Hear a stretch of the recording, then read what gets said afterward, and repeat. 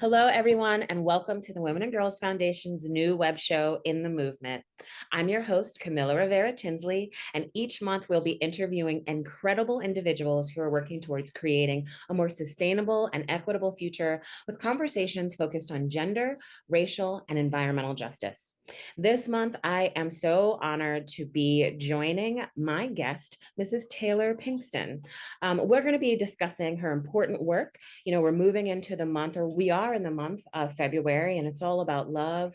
It's also Black History Month, and so there's some themes of Black love. And so I really thought, I've been meditating on how I can love myself so much better so that I can do better work. And so I thought it would be really, really wonderful to have you come and join us today to talk about how you encourage other people to love themselves.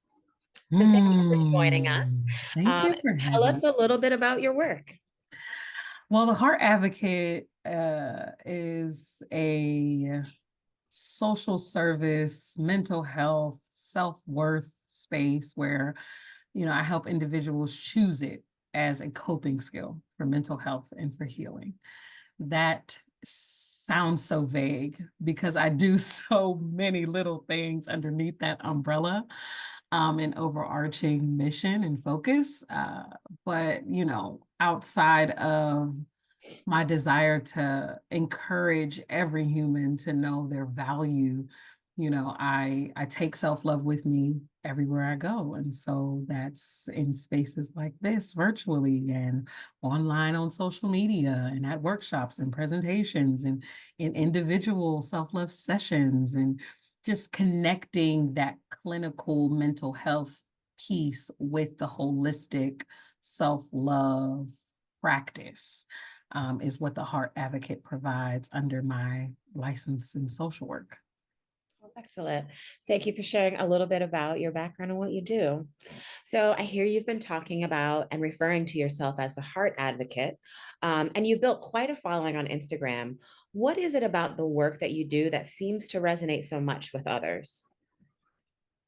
I think it's relatable in the sense that we have this opportunity using social media to share parts of us that we decide to share. And I try to share intimate parts that can be scary or uncomfortable. And that's just from my own perspective. Transparency was a huge part of the blog that I started in the foundation of the Heart Advocate when it wasn't even called the Heart Advocate. And it was me telling all about how I have this license or this degree in social work and struggling to call social workers and therapists for mental health support. Me struggling with prenatal and, postpartum depression, me having generalized anxiety, even as a professional. And I think it's attractive. That's the part of self-love that I don't think it's talked about enough. We hear a lot about how self-love is associated with being selfish, but self-love is community. It's inviting. It's been inside of each of us from the moment that we're born, but we're taught to stuff it inside and not to allow that to come out. And so I always say I'm like pulling the self-love out of you that is already there. But because it's already there, it's attractive when you see someone practicing it. I want that too, I think is what the Heart Advocate provides. It's resonating with me so much. So I think you're doing a wonderful job. I can feel it. So, as a Black woman in the wellness space online, much of your work feels like a disruption to not only the cult of toxic positivity, but also acknowledges the intersection that race and gender play in the world of self care. Why do you think it's necessary? And did you seek that out? Or is that built in because of your lived experiences? Personally, I think self-love is not marketable. It would shut down a lot of industry. And so when you're talking about loving yourself, it's very rebellious. Uh, And I think there's so much messaging around being broken, you're not good enough, you need to change what you look like, who you are, to fit, to be accepted, to be loved, to be good enough. And so this self-love work feels like a disruption to white supremacy, industry, capitalism. I could go on and on, but there's just this desire through this work to stay consistent in being that rebel. I don't want to not be a rebel. I don't want to conform. I don't want to fit into whatever society has said that I'm supposed to be. And as the heart advocate, I advocate for myself, and hopefully I'm helping others to learn to advocate for themselves.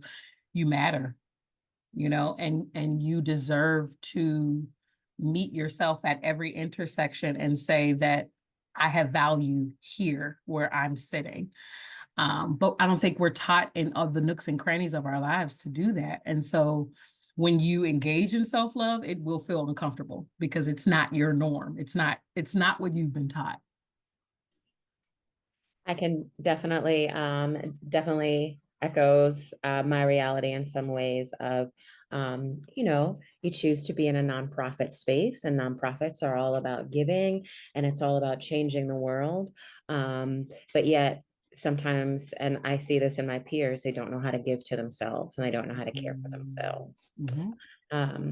So why is rest so controversial? And also, why should we embrace it? I mean, I said some of the magic words already as to why, white supremacy, capitalism, these industries that are like, go, go, go, go, go, go, go, go, go, be on, be ready, and be perfect when you show up. But what is that standard, right? And we know what the standard of excellence or perfection is, and I'm an American, so in America is what I'll say. And there's nothing about rest in that. There's nothing about rest in capitalism. There's nothing about that. And when we think about self-care, which is a part of self-love, it's not the same. It's not self-love and then self-care. It's the umbrella of self-worth, and we practice self-love to strengthen that worth. But how we practice self-love is by engaging in some of these self-love activities. And one of them is self-care. And we can break that down even further. Well, what type of self-care? A type of physical or mental or even emotional, sometimes even spiritual self-care is resting your mind, resting your body, resting your spirit. And how are we making money if we're resting? You're not being productive. You're not being a quality worker. You're not being a quality parent if you're resting. And so again, if you're doing some self-love, you're probably uncomfortable. So resting can be really uncomfortable. And we're taught that that means you're lazy. And we know that, as Black and brown folks, we're labeled lazy, whether we have degrees or not, right? But there's nothing lazy about the Black experience. We've been working since we were brought here. You are never lazy for resting. You're actually going to make yourself more productive moving forward by actually giving your body what it needs, which is rest. I mean, most of us are not getting our 6 to 8 hours, and women are supposed to get like 8 to 10 hours of rest or sleep a night, and so rest doesn't necessarily have to mean sleep, but you deserve it, just like you deserve the productivity that you engage in at work. All of it matters, and sometimes needs to even be scheduled out. Yeah, speak on that definitely. So Plan your rest. Yeah, plan your rest. you have to schedule it and know and value it. Things that you value, you're going to write down and make time for. Just like you Yes, say, yes, yes, yes, yes, you yes. budget for things that matter. You can see it reflected. Maybe we have to have that reflected in our schedule. And Mhm, I'm taking notes for myself as well mhm, here. mhm, So. mhm. All right, let's pivot a little bit and talk about the body positivity movement versus body neutrality. In Mm. your work, which do you think is a more sustainable way of relating to ourselves? I don't like the hierarchy when it comes to like your individual body love experience.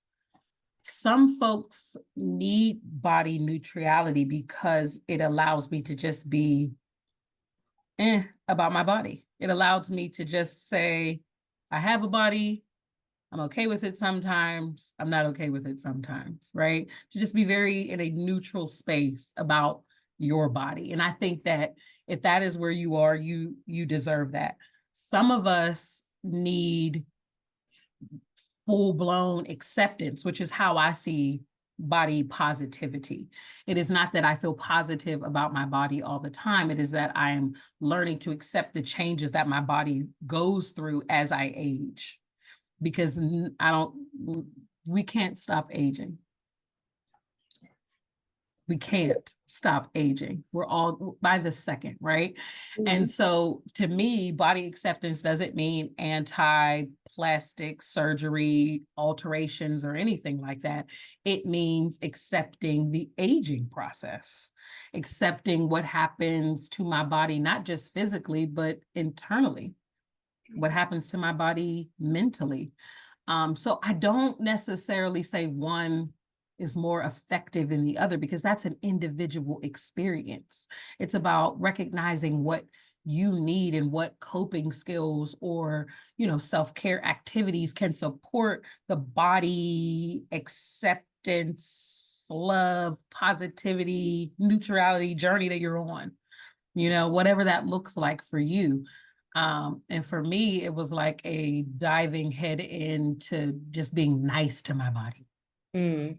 Like that's where it started for me. It started with my mouth and actually saying words about my body that my brain was not saying. But that's what I needed. That may not work for somebody else. I love that personalized the way that you are expressing that. It's individual for each one of us. Mhm. Um, so what is the number one issue or concern someone has when you are working with them about themselves, or what are you running into the most when you work with some of your clients and patients? A lack of self-compassion, Okay. which is I say it's if self-love was a tree, which in the path of self-love, we see self-love as a tree. That's where I was certified in self-love. The roots of the tree is self-worth, self-love tree. The branches are these different aspects and how we practice self-love. So self-care being one of them, self-empowerment, self-esteem, self-respect and honor, self-pleasure. And one of those branches is also self-compassion. I see self-compassion as not necessarily the biggest branch, but the branch that would wrap around every other branch on that tree. Somehow it's touching all of the others, right? And it's because what does self acceptance look like without being able to be compassionate with yourself? What does taking care of yourself look like if you're not able to be kind, patient, understanding, and gentle with yourself? What does awareness look like? What does respect look like if you're not able to engage in being compassionate with yourself? It's just one of those branches that I see is a branch that's not bearing a lot of fruit for a lot of people. That branch is withered because of what we were talking about at the beginning of this messaging that you are not good enough for some reason. Your abilities and what you can and cannot do, your intellect and what it can and cannot do, what you look like, your skin tone, your race, your ethnicity, all of these things that and depending on where you fall in that standard, we judge ourselves. And so the opposite of self-compassion is perfectionism. And so most of us are perfectionists. We're beating ourselves up about something. And when people come to me, whether it's at Healthy Start for my prenatal and postpartum depression program, Moving Beyond Depression, or if I'm working with someone through the Heart Advocate for self-love sessions, there's always a self-worth issue. Mm. And a strong practice on how to strengthen that, obviously under the umbrella of self-love, is self-compassion. So practicing being kind to yourself, practicing being understanding of yourself, practicing being patient with yourself, gentle with yourself. These are the ways we strengthen that. But that is what comes across my desk the most. I don't know how to be nice to myself. What do you mean? Gentle with myself. What does that mean? You know, and we're very harsh, we're very critical, we're very judgmental because we were taught to do that. I wonder how those things creeped in for us as a society or as, as humans. Like, how and why did we teach ourselves to be so critical of ourselves? A really good friend of mine describes it as like the triad of doom.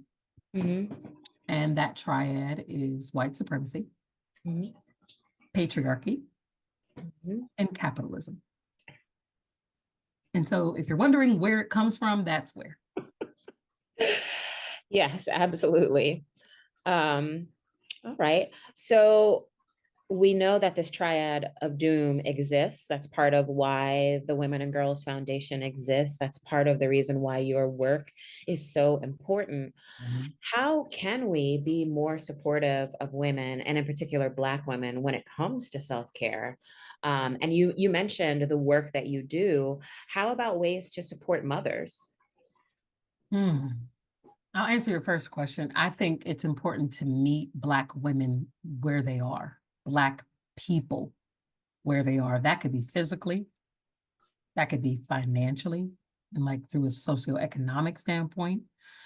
It's a huge reason why I offer free services throughout the Heart Advocate, whether that's visiting my website or joining my Facebook group, Healing Over Everything. I want self-love to be accessible.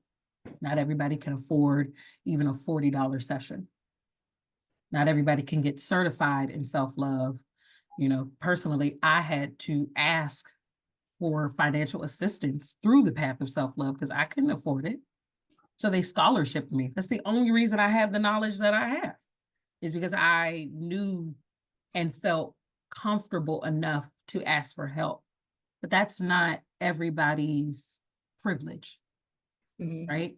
And so there is such an importance in meeting folks where they are and holding space for their story, you know, and as Black folks, our first form of therapy was storytelling, not going to a professional, you know. So I do think there's so much importance in creating holistic spaces in clinical spaces. I believe in therapy, all the different types.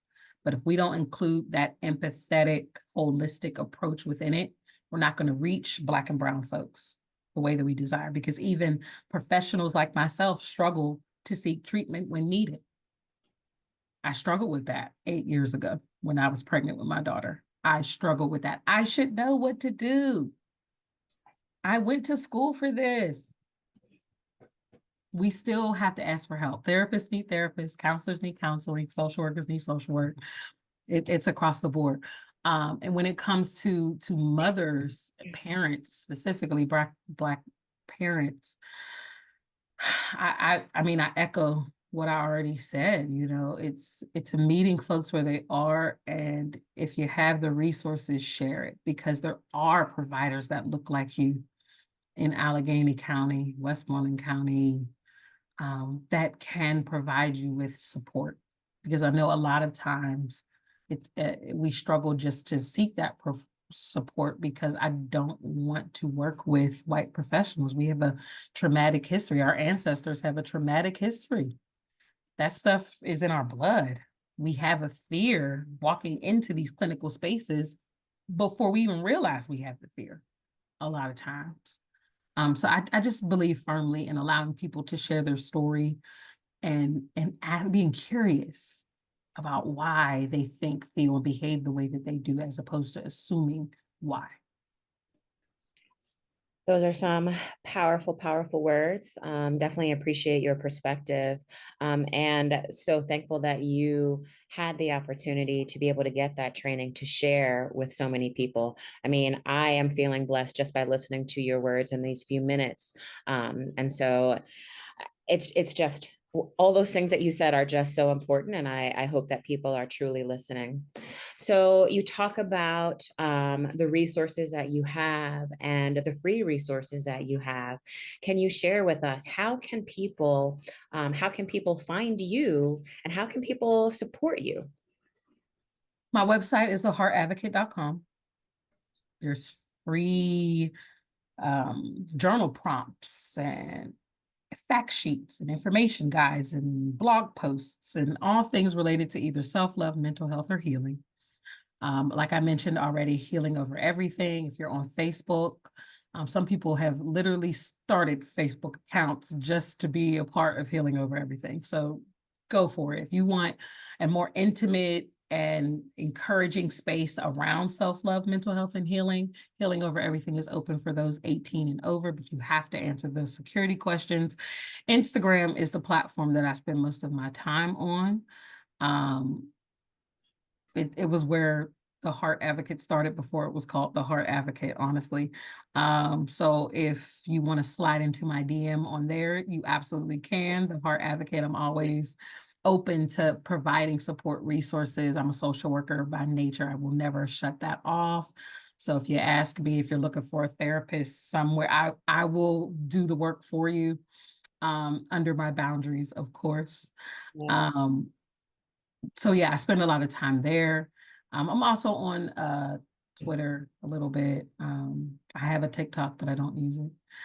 And I have a LinkedIn account as well. And you can also email me at theheartadvocate@gmail if I could be of support. But all of my services that I provide are on my website as well. If you click Become a Heart Advocate, you will see those things there. Well, thank you so much for sharing your pearls of wisdom, and your heart with us in this small space right here, and also for recognizing what a need this is for everyone. I know that I'm going to go over to your website, and I'm going to make use of those journal prompts, and I cannot wait to join you on Facebook as well, for Healing Over Everything. So thank you for joining me today. And I think what we've learned and what you spoke about has really been a true blessing, and it's uplifted me. And I'm looking forward to learning some more, and hope that lots of people connect with you, and that we start to be rebels, and we start to resist through taking care of ourselves. So thank you so much. I really, truly, truly appreciate you. Thank Have you, a Camila. wonderful rest of your day. You too.